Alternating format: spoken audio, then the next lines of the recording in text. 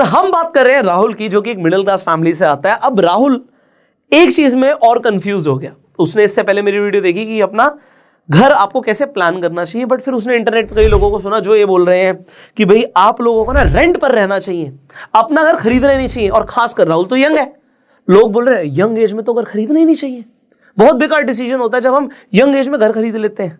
और उसके तरह तरह के आपको बताएंगे कि ऐसा हम क्यों बोल रहे हैं। यंग एज में खरीदोगे तो अभी कम कमा रहे हो, कल को ज़्यादा कमाओगे, आपको नहीं पता कि आप कहाँ रहोगे ज़िंदगी में। देखो यहाँ पर दो चीज़ें क्लियर है। रेंट की बात जब हम करते हैं तो रेंट पर रहना उन लोगों के लिए एक समझदारी है जो लोग ऐसी जॉब के अंदर है जो अनस्टेबल है, या फिर आपका टाइम टू टाइम आपको पता है कि ट्रांसफर होना है। आज आप एक सिटी में हो, कल आपको दूसरी सिटी में जाना है, दूसरे देश में जाना है, तो बिल्कुल ठीक है कि आप रेंट पे रहिए, आप घर लेने के बारे में मत सोचिए। पर पॉइंट यहां पर दो चीजों का आता है।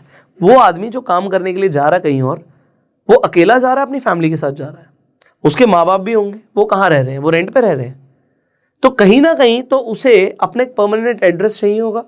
ऑल राइट, तो हम बात करते हैं सीधा सीधा उन लोगों की जो इंटरनेट पर इस तरीके से बोल रहे हैं। अब राहुल ने उन्हें सुना, तो राहुल ने क्या सुना, यार मैं 1 करोड़ का घर खरीदूंगा। तो इंटरनेट पर कोई बोल रहा है, रियलिटी में ऐसा होता है नहीं होता ये भी आप देखने वाले हो, बट इंटरनेट पर कोई बोल रहा है कि 1 करोड़ का घर तो आपको सालाना 3% के हिसाब से रेंट पर मिल जाएगा। रेंटल यील्ड तो 3% 4% की ही है, तो 3% के हिसाब से आप लगाओगे तो साल का सिर्फ 3 लाख रुपए, मतलब 25,000 रुपए महीने का रेंट देना है, और आप 1 करोड़ के घर में रह सकते हो। रेंट पे रहना बहुत सस्ता हो गया। अपने आसपास जाओ, जहां पर भी रह रहे हो, आप इंडिया के किसी भी कोने में रह रहे हो, 1 करोड़ का घर कितने रेंट पर मिलता है आप लोग नीचे कमेंट करके बताना, मैं नहीं बोलूंगा। आपको लगभग, अगर आप किसी अच्छे एरिया में देखेंगे 1 करोड़ का घर, तो आपको लगभग मेरे हिसाब से 40 से 50,000 रुपए रेंट पे मिलेगा, इससे कम पे नहीं मिलेगा। आप जाके देखिए, पता कीजिए। और फिर लोग ये क्यों नहीं बताते कि ये रेंट हर साल बढ़ता भी है, हर 11 महीने के बाद आपका रेंट 10% के हिसाब से बढ़ेगा भी, ये तो नहीं बताते। तो ये भी समझना जरूरी था। तो अब ये 40 से 50,000 मेरे हिसाब से फिगर है, मैं नहीं कहता। अच्छा, मैं ये भी नहीं बोल रहा कि राहुल से मुझे सुने या उसने जिसे इंटरनेट पे सुना उसे सुने। राहुल को अपनी डिसीजन खुद लेना है, ना मेरी बात पे यकीन करो ना किसी और की बात पे यकीन करो, अपना खुद का दिमाग लगाओ। बट मेरा फिर भी काम है कि राहुल को मैं एक सही रास्ता दिखाऊं। देखो, मैंने रियल एस्टेट से अच्छी वेल्थ क्रिएट करी, मैं आज भी एक एक्टिव इन्वेस्टर हूं रियल एस्टेट के अंदर, और मुझे क्लियरली पता है रियल एस्टेट के अंदर जो जंप्स मिलती है ना, मैंने जो लोगों को देखा है कि भाई 10 करोड़ की प्रॉपर्टी ली, 15 करोड़ की हो गई, 15 करोड़ पे बेच दी, उसके बाद दोबारा से इन्वेस्टमेंट करी, फिर ग्रोथ आई, और वो जो आदमी 10 करोड़ से स्टार्ट करता है 15, 20, 30, 50 करोड़ 100 करोड़ पे पहुंचता है, वो मैंने लाइफ में ना प्रैक्टिकली देखा है। और वही कंपाउंडिंग मैं फील भी कर रहा हूँ। स्टॉक मार्केट में भी एक ग्रोथ होती है, बट रियल एस्टेट के अंदर एंट्री बैरियर बहुत बड़ा होता है। तो लोग पता है क्या बोलते हैं, भाई स्टॉक मार्केट में तो एक स्टॉक था, वो जी सीधा सीधा 3 गुना बढ़ गया। मैं कहूँगा बहुत बढ़िया, और वो कहेगा तुम्हारी रियल एस्टेट तो सिर्फ दुगनी हुई है। मान लीजिए पिछले, हम कोविड से ही बात कर लेते हैं, तो पिछले सिर्फ 3 साल के अंदर जहाँ पे मैं रहता हूँ, तो एक मेट्रोपॉलिटन सिटी के अंदर, और ये ऐसा इंडिया के अंदर हर जगह ही हुआ है, ज़्यादातर जगहों पर 3 साल के अंदर ज़्यादातर जो ग्रोइंग सिटीज़ हैं, और जहाँ मैं रहता हूँ खासकर, पिछले 3 साल में पैसा डबल हो गया, रियल एस्टेट की वैल्यू डबल हो गई। 1 करोड़ का घर 2 करोड़ का हो गया। और कोई इंसान बोले किसी स्टॉक में 1 करोड़ अगर डालते तो 3 करोड़ हो जाता। मैं एक ही सवाल पूछता हूं, तुमने डाला? हमने तो रियल एस्टेट में 10 करोड़ डाला, वो 20 करोड़ हो गया। तुमने डाला 10 करोड़, हुआ वो 20 करोड़। तुमने डाला 1 लाख, वो हो गया 2 लाख, और तुम उछल रहे हो। वो 3 लाख भी हो गया, बट तुम उछल रहे हो। मैं तो बिल्कुल कह रहा हूं, पर तुमने डाला कितना? रियल एस्टेट में डेफिनेटली बड़ा अमाउंट लगता है, बट उसके बाद देयर आर सर्टेन फॉर्मूले जिसे आप यूज कर सकते हो। आप आज रेंट पर रह रहे हो, भाई मैं समझ रहा हूं, यंग एज में घर बना लिया ना, तो एक ऐसी मेंटल सेटिस्फैक्शन होगी जिंदगी भर के लिए कि मेरे पास अपना घर है। यंग एज में बना नहीं पाए, अधेड़ उम्र में शादी हो गई, उसके बाद जिंदगी में घर नहीं बना पा रहे, बच्चों को भी क्या देके जा रहे हो? घर ही नहीं है, रेंट पर रह रहे हैं, और रेंट बढ़ता जा रहा है, तो मेहनत करोगे और सिर्फ रेंट दोगे। आप सिंपली ये चीज देखो, जो लोग रेंट पर रहते हैं वो लोग ज्यादा अमीर होते हैं, जो लोग प्रॉपर्टी बनाकर रेंट पर लोगों को घर देते हैं वो ज्यादा अमीर होते हैं। तो प्रॉपर्टी बनाना एक अच्छा डिसीजन होता है यार। ऐसा मैंने इससे पहले वाली वीडियो में बोला था, हर तरीके की इन्वेस्टमेंट अलग अलग तरीके की रिटर्न्स देती है। अब लोग क्या बोलेंगे, भाई ये 1 करोड़ का घर मत खरीदो, रेंट पर रहो, क्योंकि 1 करोड़ रुपए अगर इन्वेस्ट कर दिया तो ये तो आपको साल का 10 लाख रुपए बना के दे देगा। मैं कहता हूं बिल्कुल सही है, जबकि उन लोगों ने ये इग्नोर कर दिया कि कहीं पर भी इन्वेस्टमेंट करोगे, अगर आपने स्टॉक मार्केट में इन्वेस्टमेंट करी तो वहां पे भी रिस्क है, आपने बॉन्ड मार्केट में इन्वेस्टमेंट करी वहां पर भी रिस्क है, और अगर आपने बैंक में एफडी भी करा दी कुछ ना कुछ रिस्क तो वहां पर भी है ना, बैंक्स भी डूब जाते हैं। पॉइंट यहां पर यह है कि यहां पर रिस्क हटा देते हैं और 10% मान लेते हैं, आपने 1 करोड़ के ऊपर 10 लाख बना लिया, तो ये हो गया अगले साल 1 करोड़ 10 लाख। आप कहोगे बिल्कुल मजा आ गया, तो ये 1 करोड़ 10 लाख रुपए आपके पास हो गए, 10 लाख रुपए जुड़ गए आपके 1 करोड़ में, बड़ा मजा आ रहा है सुनने में, है ना। तो इसे ऐसे लिखेंगे 1.10 CR लिख देंगे ना। तो 1 करोड़ 10 लाख हो गया, बट इस आदमी ने घर तो खरीदा नहीं था, तो इसने रेंट दिया, जो कि मैं आपको क्लियरली बता रहा हूं 3% पे कहीं पे नहीं मिलने वाला, आपको 4 से 5% के हिसाब से आपको रेंटल यील्ड देनी पड़ेगी, या तो आपको मिलेगी अगर आपका खुद का घर है, वरना आप रेंट दोगे। तो अगर आप 50,000 दे रहे हो ना, तो 6 लाख रुपए हटा दो, ये 1 करोड़ 4 लाख ही होगा। 6 लाख रुपए तो देना पड़ेगा, और फिर अगले साल से ज्यादा भी देना पड़ेगा, तो कंपाउंडिंग का बेनिफिट मिलेगा, बढ़िया। बट यहां पर ये भूल गए कि ये 1 करोड़ रुपए पर भी तो कुछ ना कुछ कैपिटल एप्रिसिएशन होगी। अगर इस 1 करोड़ पे कैपिटल एप्रिसिएशन होगी तो फिर अगले साल ये 1 करोड़ की वैल्यू बढ़ जाएगी। अरे आप डेटा भी देख लोगे ना जो इंटरनेट पे अवेलेबल है, तो इंडिया के अंदर 5% के हिसाब से तो रियल एस्टेट तो हर साल बढ़ता ही है ना, और हम तो लैंड की बात करते हैं। तो अगर हम यहां पर देखें 5% के हिसाब से कैपिटल एप्रिसिएशन आएगी, तो 1 करोड़ 5 लाख तो ये वैसे ही हो गया। और ये 5% जो है ये डॉक्यूमेंटेड डेटा है, रियलिटी में ऐसा नहीं होता।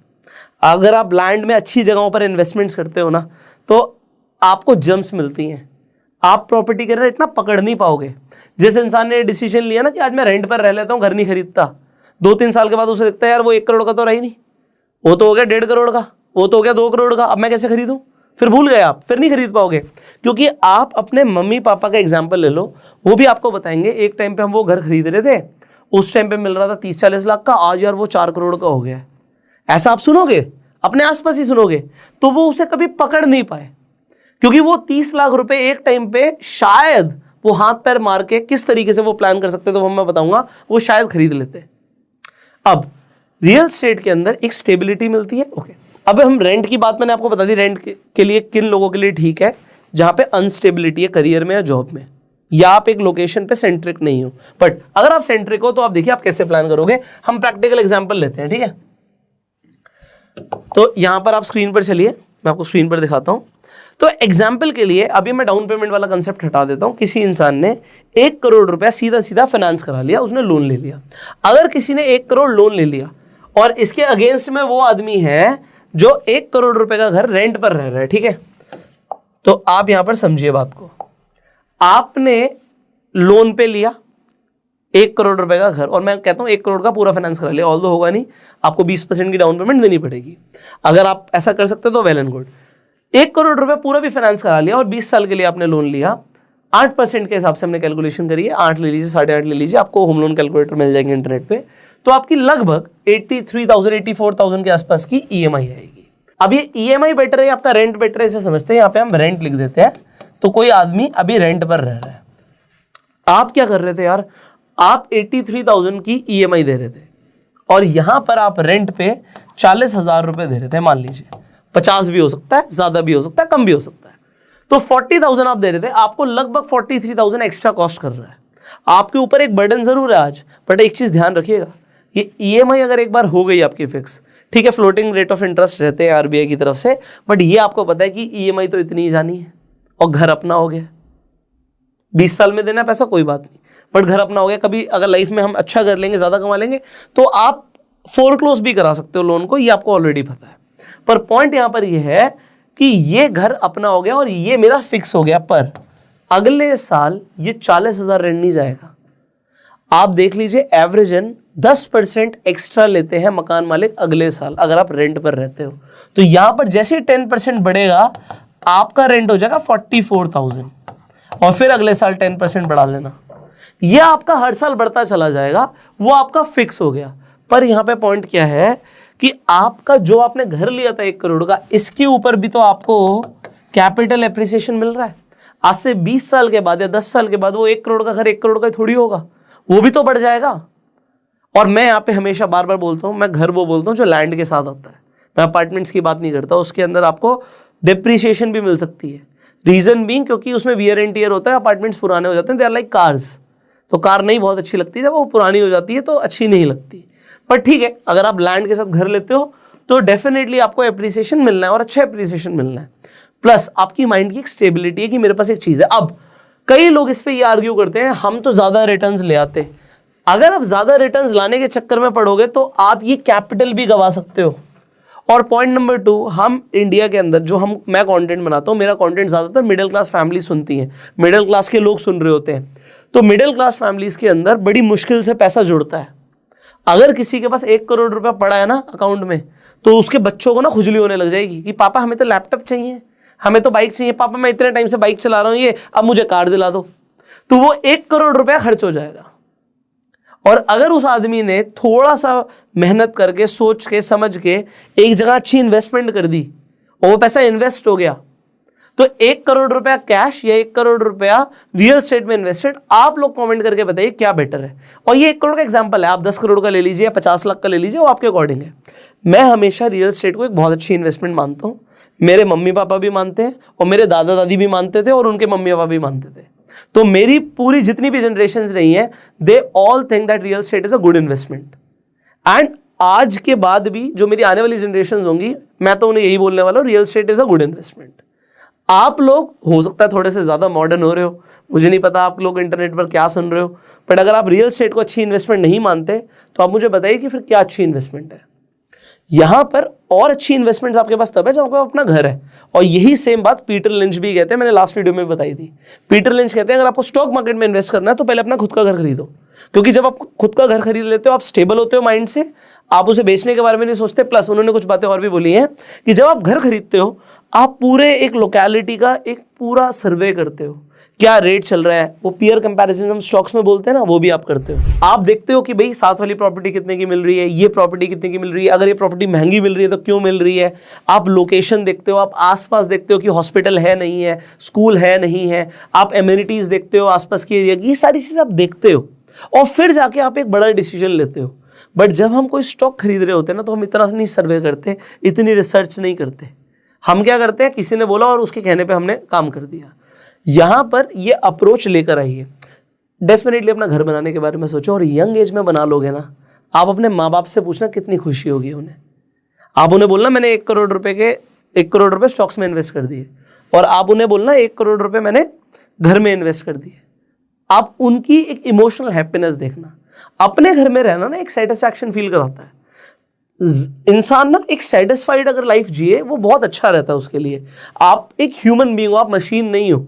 आप सिर्फ नंबर्स के ऊपर नहीं जी सकते। आप एक सोसाइटी में रह रहे हो, आपकी एक सोसाइटी में एक रिस्पेक्ट होती है। अगर एक आदमी अपने घर में रहता है उसकी एक अलग रिस्पेक्ट होती है। अब एक ही जगह पर 2 लोग रह रहे हैं, एक घर में एक आदमी रेंट पर रह रहा है, एक घर में एक आदमी खुद रह रहा है, उसका खुद का घर है। तो सोसाइटी में सबको पता होता है कि कौन रेंट पर रह रहा है, कौन घर में रह रहा है। वो जो रिस्पेक्ट है वो पैसों में नहीं तोली जा सकती, वो स्टेटस पैसों में नहीं तोला जा सकता। जब एक लड़की का या लड़के का रिश्ता करना होता है माँ बाप को, और वो ये बोलते हैं कि रेंट पर रह रहे हैं और अपना घर है, उसमें कितना बड़ा डिफरेंस होता है, वो पैसे में नहीं तोला जाएगा। अगर वो ये बोलेगा ना मेरा म्यूचुअल फंड का 2 करोड़ का पोर्टफोलियो है, तो सामने वाला कहेगा भाई पागल है, 2 करोड़ रुपए का पोर्टफोलियो है बट अपना घर नहीं है। ऐसा सोचा जाता है। इसे कैसे देखोगे? आप रहोगे तो लोगों के बीच में ही ना। आप बहुत सारे एंगल्स को हटा देते हो जब आप ऐसा डिसीजन लेने के बारे में सोचते हो यार मैं तो अपना घर नहीं लूंगा भाई, मैं तो रेंट पे रहूंगा। आप दुनिया घूमो, है ना, बंजारों की तरह घूमते रहो, बहुत सही है यार, बट पहले अपने घर बना लो। When you have your one home then you do whatever you want, but पहले घर बना लो। मेरी समझ ये कहती है, हो सकता है मैं बिल्कुल गलत सोचता हूँ, बट मैं तो यही सोचता हूँ। तो मैंने अपनी आपको माइंडसेट और अपने लॉजिक्स आपको बता दिए, बाकी चॉइस आपकी है भाई। रियल एस्टेट से मैंने तो एक अच्छी वेल्थ क्रिएट करी है और मैं एक्टिव इन्वेस्टर हूं, आज भी हूं, आगे भी रहूंगा।